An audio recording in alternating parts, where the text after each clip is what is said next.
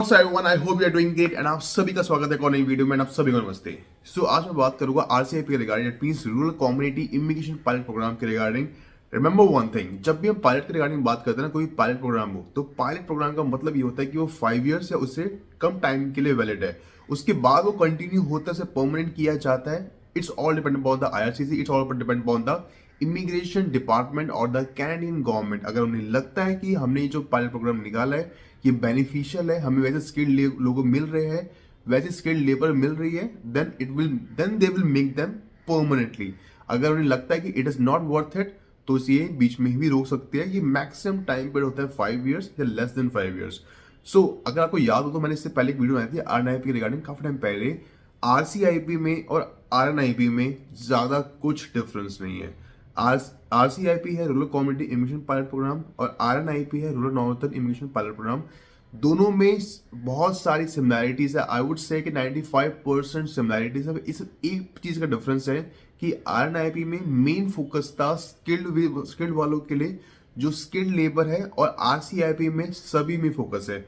अगर आप टायर 0, 1, 2, 3, 4, 5 अगर आप किसी में भी जॉब कर रहे हो, ऑल आर एलिजिबल।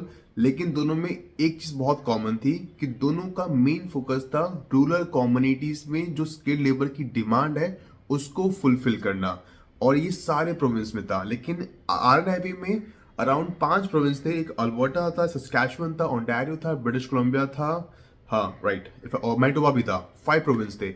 लेकिन आरसीआईपी में एक दो प्रोविंस और भी ऐड हो गई है, लाइक नोवा स्कोशिया भी ऐड हो गया है, और कुछ कुछ टाउन्स और भी ऐड हुए हैं जो एग्जिस्टिंग प्रोविंसेस थे। सो आरसीआईपी में बेनिफिट यह है कि ज्यादा ऑप्शंस हैं, ज्यादा चीजें हैं एज कम्पेयर टू आरएनआईपी। एक चीज और बताता हूँ कि आरएनआईपी लास्ट ईयर 2024 में परमानेंटली क्लोज हो चुका है। आरएनआईपी में सिनेरियो ये था कि अगर आप 2 ईयर की स्टडी करते हो उस पर्टिकुलर प्रोविंस से, even if you have a zero experience, आप सीधा फाइल लगा सकते हो। आपको एंडोर्समेंट लेटर, आपको लेटर ऑफ अगर रिकमेंडेशन चाहिए था उस पर्टिकुलर कम्युनिटी से, देन यू कैन फाइल। आपको 8 to 9 मंथ्स का आपको पीआर मिल जाता था। और अगर आपके पास 1 ईयर का एक्सपीरियंस है, 150 आवर्स आपको है, 30 आवर्स पर वीक है, फुल टाइम जॉब है, offer letter, job approval letter, letter of recommendation, endorsement letter है, then you can file under the RNIP. आज मैं आपको आरएनआईपी के रिगार्डिंग बात नहीं करूंगा, RNIP is closed, permanently close. मैं आज बात करूंगा आरसीआईपी के regarding, rural community immigration pilot programme के regarding. Listen it very carefully and मैं आपको इसकी रियलिटी बताऊंगा कि एक्चुअल में इसकी रियलिटी क्या है at the end of the video. So before moving forward, if you have any question regarding anything, let me know in the comment section. And if you need a mini session 1-to-1, you can DM me on Instagram, DM me on WhatsApp. आप मुझे इस number पे भी WhatsApp कर सकते हो। And if you need a session, I will definitely help you out. So आज बात करते हैं आरसीआईपी के रिगार्डिंग। एंड कुछ भी क्वेश्चंस हो कमेंट सेक्शन में जरूर कमेंट करना, आई विल डेफिनेटली रिप्लाई यू। तो पहले मैं बात करता हूँ आरसीआईपी की कम्युनिटीज के रिगार्डिंग, कौन कौन से प्रोविंसेस के अंदर आते हैं, कौन कौन सी कम्युनिटीज को ऐड किया गया है, और आपको क्या क्या चीजें चाहिए होगी जिससे अगर आप इस कम्युनिटी के अंदर आप चाहते हो अप्लाई करते हो, आपको जॉब मिल जाती है। या अगर आप इस कैटेगरी टायर 1, 2, 3, 4, 5 में किस कैटेगरी में भी फॉल करते हो और आपके इतने नंबर ऑफ आवर्स होते हैं, then you will directly file under the RCIP और आपको आराम से पीआर मिल जाएगा विद इन 7 to 8 मंथ्स के अंदर। सो इसके अंदर अराउंड 5 to 6 प्रोविंसेस आते हैं। तो आपको जो स्क्रीन पे डाटा शो हो रहा है, इसके अंदर फर्स्ट टाइम इन आरसीआईपी के अंदर नोवा स्कोशिया भी ऐड हुआ है। इसके अंदर एक सिटी नोवा स्कोशिया से है, 4 है ओंटारियो से, सॉरी 5 ओंटारियो से, 3 है मैनिटोबा से, जो लास्ट टाइम सिर्फ एक थी ब्रैंडन सिटी, लेकिन इस बार और भी है। इसके अलावा 2 सिटी और भी ऐड की गई है मैनिटोबा प्रोविंस के अंदर। सस्कैचुअन के अंदर पहले भी आरएनआईपी के अंदर सेम सिटी थी, मूसे जॉ, और आरसीआईपी के अंदर भी सस्कैचुअन के अंदर मूसे जॉ ही है। अल्बर्टा के अंदर भी पहले 2 थी, अब 1 है। एंड ब्रिटिश कोलंबिया में पहले 2 थी, अब 3 है। तो ओवरऑल इसके अंदर नोवा स्कोशिया भी है, ओंटारियो भी है, मैनिटोबा भी है, सस्कैचुअन भी है, अल्बर्टा भी है, ब्रिटिश कोलंबिया भी है। तो ओवरऑल इसमें 6 प्रोविंसेस आ जाते हैं। सबसे अच्छी बात यह है कि इसमें चीजें ऐड हुई है, लेकिन रियलिटी ये है कि इसके अंदर पीआर मिलना भी इजी है, लेकिन जॉब मिलना थोड़ा मुश्किल है। अच्छा, रिमेंबर वन थिंग, अगर आपने इन पर्टिकुलर कम्युनिटी में से किसी पब्लिक कॉलेज, पब्लिक यूनिवर्सिटी में से आपने स्टडी करी है 2 ईयर्स की, और अगर आपके पास एक्सपीरियंस नहीं है पास में, आप फिर भी आगे अप्लाई कर सकते हैं, यहाँ पे आगे जॉब कर सकते हैं। अगर आपके पास फुल टाइम जॉब है, 30 आवर्स पर वीक है, आपने 1560 आवर्स कंप्लीट कर लेते हो, 1 ईयर के अंदर आराम से और हो भी जाता है, तो आप सीधा RCIP के अंदर आप फाइल कर सकते हो। आपको सिर्फ रिकमेंडेशन लेटर चाहिए होता है इस पर्टिकुलर लोकल अथॉरिटी से, और आपके पास ऑफर लेटर और जॉब अप्रूवल लेटर होना चाहिए जो आपको उस पर्टिकुलर, जो आपको IRCC से सॉरी ESDC से आपको मिलता है, वो आप आगे फाइल करोगे, then it's good to go. बात करते हैं who can apply. In simple language जो आपको स्क्रीन पे शो हो रहा है, if you have a valid job offer letter from the designated employer in that particular community, तो आप अप्लाई कर सकते हो। एंड साथ ही साथ अगर आपके 1560 आवर्स कंप्लीट हो जाते हैं, इट मीन्स आपका फुल टाइम जॉब है, 1 ईयर आप कंप्लीट कर लो जैसा को मैंने पहले कहा, तब आप अप्लाई कर सकते हो। इसमें ना एक ऑप्शनल वर्क परमिट है जो मेरे को स्क्रीन पे शो हो रहा है, मैं आपको चाहता हूँ आप ये जरूर पढ़ो।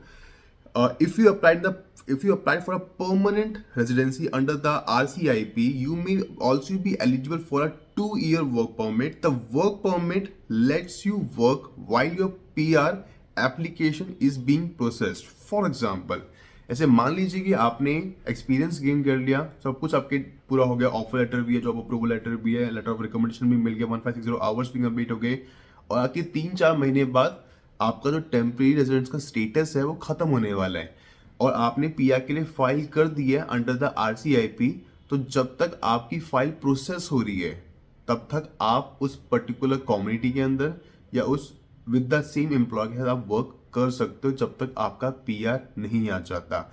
अगर आपका टेम्प्रेरी रेजिडेंस स्टेटस खत्म हो जाता है और उसके बाद आप PR के लिए फाइल करते हो, तो आपके लिए मुश्किल होगी, आपको इशू आ सकती है, माइट भी आपको PR ना मिले, माइट भी उनको चांस दिया जाए जो ऑलरेडी एग्जिस्टिंग है। तो अगर आप फाइल करते हो तो मेक श्योर आपके पास थोड़ा बहुत इनफ 2-3 महीने का भी टाइम होगा ना, चलेगा। आप उसके उसके बिहाफ पे अप्लाई कर सकते हो कि मेरी PR की फाइल लगी हुई है तो मुझे इसे एक्सटेंशन दिया जाए, वर्क परमिट के लिए एक्सटेंशन दिया जाए। इसका मेन सिंपल एक ही फोकस है RCIP का कि जितने भी रूरल कम्युनिटीज हैं, हम चाहते हैं कि वहाँ पे स्किल्ड और सेमी स्किल्ड लोग आए, जस्ट सेम एज RNIP, कोई डिफरेंस नहीं है। 99.9% ऑलमोस्ट सेम है। सिर्फ RCIP में सिटीज थोड़ी सी, टाउन्स थोड़े ऐड हो गए हैं, तो सिटीज भी नहीं बोलूंगा, टाउन्स थोड़े ऐड हो गए हैं, इसके अलावा और ज़्यादा कुछ खास नहीं है। And it's a pilot programme. जैसे RNIP बंद कर दिया गया तो RCIP भी कभी भी बंद कर दिया जाएगा, कहना को सिर पैर नहीं आएगा, कोई रियलिटी का उत्तम है। फॉर एग्जाम्पल अगर आप PR के लिए फाइल करते हो ना, अगर आपके नंबर ऑफ फैमिली मेंबर्स 1 है तो आपके पास इतना अमाउंट आपके पास होना चाहिए आपके बैंक अकाउंट के अंदर, जो भी आपको स्क्रीन पे शो रहा है।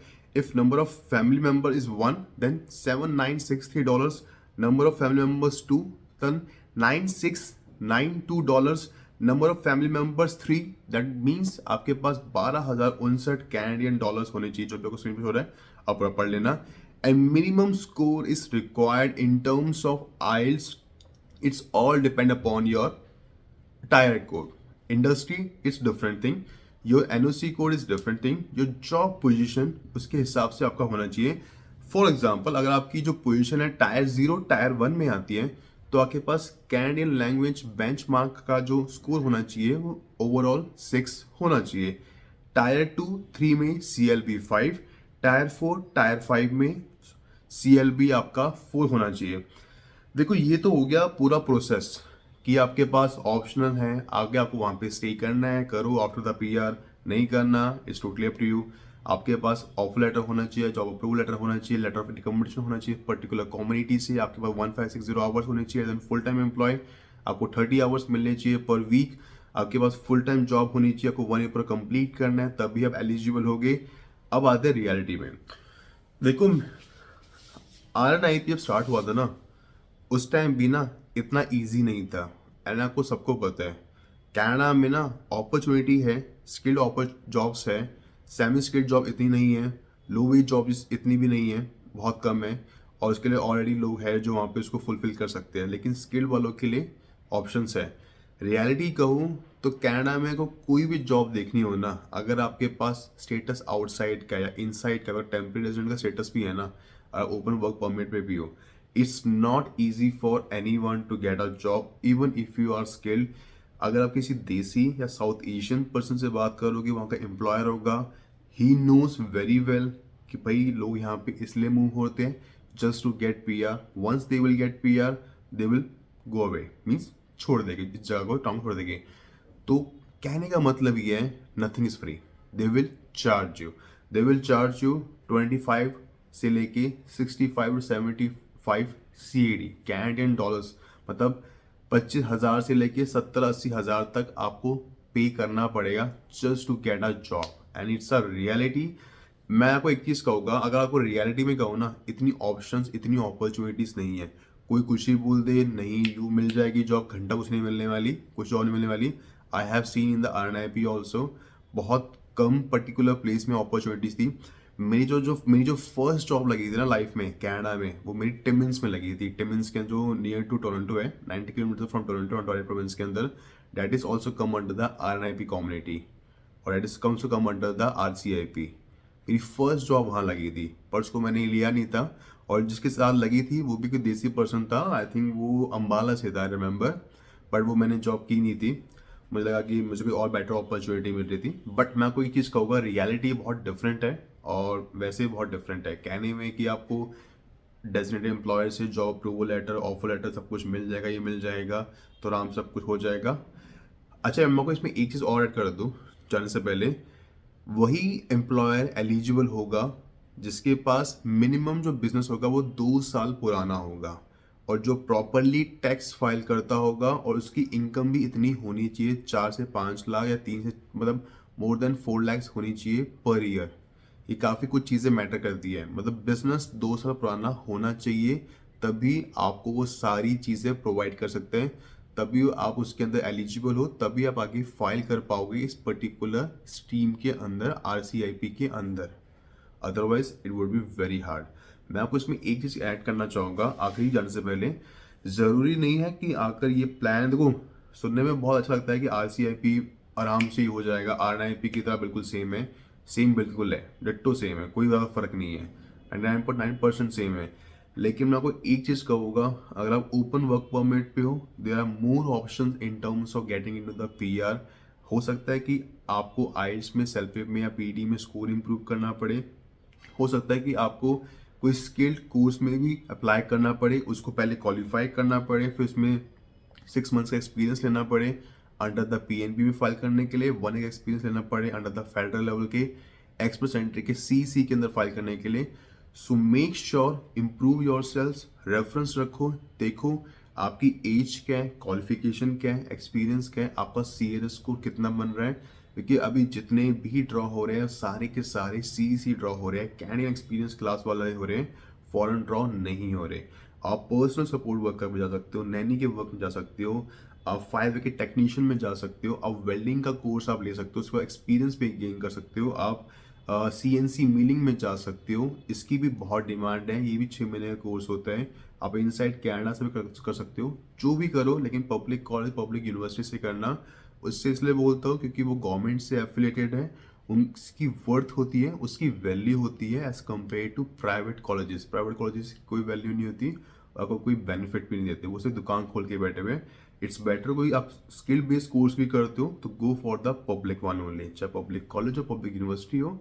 और आप ओपन वर्क परमिट पे हो तो आप ओपनली भी कर सकते हो। दैट मीन्स कि आप 6 मंथ्स का कोर्स होता है, इसमें 4 या 5 महीने ओपन, मतलब आप work from study from home कर सकते हो। आपको 1 महीने 1.5 महीने ही आपको जाना होता है, वो आपको थोड़ा सा एडजस्ट करना पड़ेगा अपनी जॉब के अकॉर्डिंग, जिससे आपको आवर भी 30 आवर्स मिले, आपकी जॉब भी फुल टाइम हो जाए और आपका वो कोर्स भी कंप्लीट हो जाए। और अगर उसके बाद आप 6 मंथ्स का एक्सपीरियंस गेन करो, then file under that particular province की PNP के अंदर, आपको आराम से PR मिल जाएगा। या फ्रेंकोफोन में जाओ, that means French language learn करो। फ्रेंच तभी करना जब आप बहुत इंटरेस्टेड हो और आप बिल्कुल पैशनेट हो, अदरवाइज ज़बरदस्ती करोगे ना सीख पाओगे, ना समझ पाओगे, और ना ही आपका एग्जाम TCF का TAF का एग्जाम क्लियर हो पाएगा। सो कुछ भी क्वेश्चन हो regarding RCIP, just let me know in the comment section और DM me on WhatsApp, I will definitely help you out. तब तक के लिए गुड बाय।